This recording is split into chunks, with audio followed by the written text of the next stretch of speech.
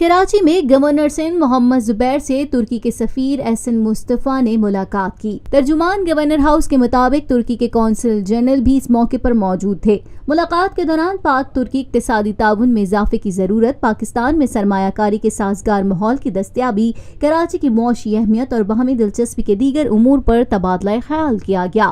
Governor Sindh محمد زبیر نے کہا، صوبے میں سماجی شعبے کی ترقی میں ترکی کی مدد قابل تعریف ہے۔ سیلاب اور دیگر قدرتی آفات میں ترکی نے ہمیشہ امدادی کاموں میں پہل کی۔ کراچی ملک کا معاشی ہب ہے، یہاں ہونے والی کوئی بھی سرگرمی ملکی معیشت پر اثر انداز ہوتی ہے۔ آج اور 2013 کے کراچی میں واضح فرق ہے۔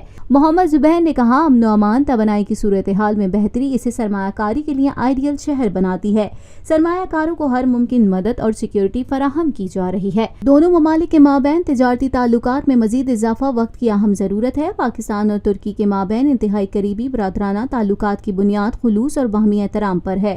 دونوں ممالک کے مابین تعلقات کو مزید مستحکم بنانے کے لیے تجارتی تعلقات میں اضافے کی ضرورت ہے۔ سفیر احسن مصطفیٰ نے کہا، پاکستان ہمارا قابل اعتماد دوست ہے، اس کی معاشی کامیابیوں پر ترکی کی عوام خوش ہے۔